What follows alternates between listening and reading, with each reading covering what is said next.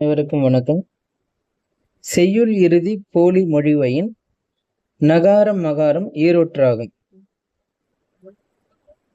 இப்ப இந்த நூற்பா என் போலும் என்னும் சொல் செய்யுளில் வரும்போது போன் என மாறுகிறது. இதற்கான விதியை தான் இங்க சொல்றாங்க. செய்யுள் இறுதி போலி மொழிவயின் இந்த போலி என்ன சொல்லியிருக்காங்க இல்லையா, இதை சுவடு வேறுபாடுல போலினும் வருது, போலும் அப்படின்னும் இருக்கு. நம்ம போலி அப்படின்னு எடுத்துப்போம். செய்யுள் இறுதி போலி மொழிவயின் நகாரம் மகாரம் ஈரோற்றாகும். சரி, இப்ப இது போலும் என்பது செய்யுளியல் நோக்கின்னு சொல்லியிருக்காங்களே, செய்யுளியல்ல போன் என வரும். நகாரம் மகாரம், இந்த நகரமும் இந்த மகாரமும் ஈரொற்றாகும், இரண்டு ஒற்றும் இணைந்து வரும் அப்படின்னு சொல்றாரு. இப்ப இதுல என்ன அப்படின்னா, செய்யுள் இறுதி போலி அப்படின்னு எடுக்கும்போது இந்த நூற்பாக்கு இளம்பொருணர் எப்படி எடுத்துக்கிறாருன்னு பாத்தீங்கன்னா, செய்யுள் இறுதிக்கண், செய்யுளுடைய இறுதியில் வருகின்ற அந்த போலும் என்னும் சொல் நகார மகாரமாக ஈரோற்றாக வந்து அமையும் அப்படின்னு எடுத்துக்கிறார். ஆனா இந்த போலும் என்பது அந்த இறுதியில மட்டும்தான் வருமா, செய்யுளுடைய இறுதியில மட்டும்தான் வருமா அப்படின்னா இல்ல, இடையிலும் வருது. அப்ப இறுதியில வரும்பொழுது அதுக்கு இலக்கணம் முற்று. இப்ப இங்க கீழே கடைசியா கொடுத்தாங்க, போலும் என்னும் சொல் உயிர் போலும் கேளிரின இடையில் நிற்பின் பெயரெச்சமும் மீகானும் போலும் மீகானும் போன் என இறுதியில் நிற்பின் வினைமுற்று ஆகும்.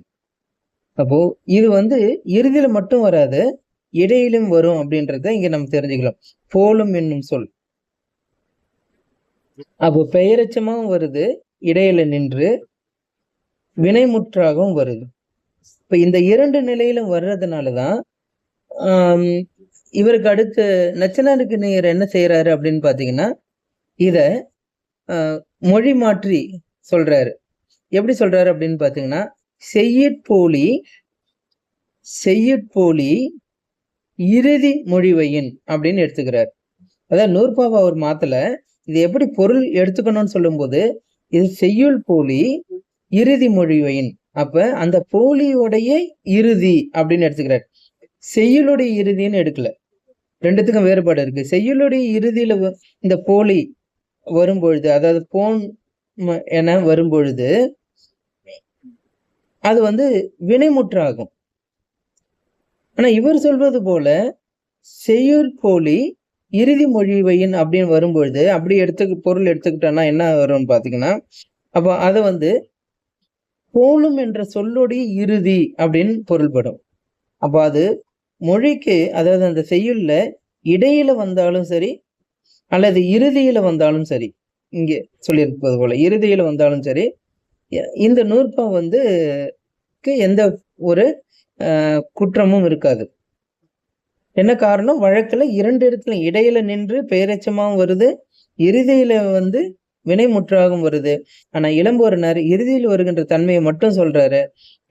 அது பொருத்தப்பாடு இல்லாததாக நமக்கு தோன்றுகிறது. ஆனா பின்னாடி வந்த உரையாசிரியர்கள் என்ன சொல்றாங்க அப்படின்னா, பின்னாடி வந்த வழக்கா கூட இருக்கலாம். ஆனா வழக்கா இருந்தா கூட இளம்பொருணர் காலத்துக்கு முன்பே இந்த வழக்காறுகள்லாம் வந்துடுது. இடையில போலும் என்பது இடையில பெயரெச்சமாக ஒரு ஓம உருவாக வருகின்ற ஒரு தன்மையும், இறுதியில வினைமுற்றாக வருகின்ற தன்மையும் நமக்கு முன்பே இருக்கு.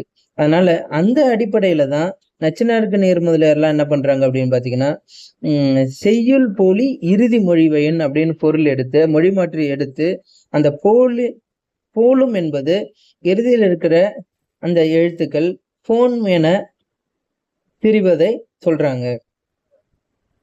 இப்ப இது எளிமையான நூற்பாதான் இருந்தாலும் ஒவ்வொரு உரையாசிரியரும் வெவ்வேறு வகையில அதை மொழி மாற்றி பொருள் எடுத்துக்கிறாங்க. அதுக்கு காரணம் என்னன்றதோடு நான் இந்த நூற்பாக்கு விளக்கம் சொல்லியிருக்கேன். கண்டிப்பா புரிஞ்சிருக்கும். ஏதாவது சந்தேகம் இருந்தா உங்க சந்தேகத்தை நீங்க கேட்கலாம். நன்றி, வணக்கம்.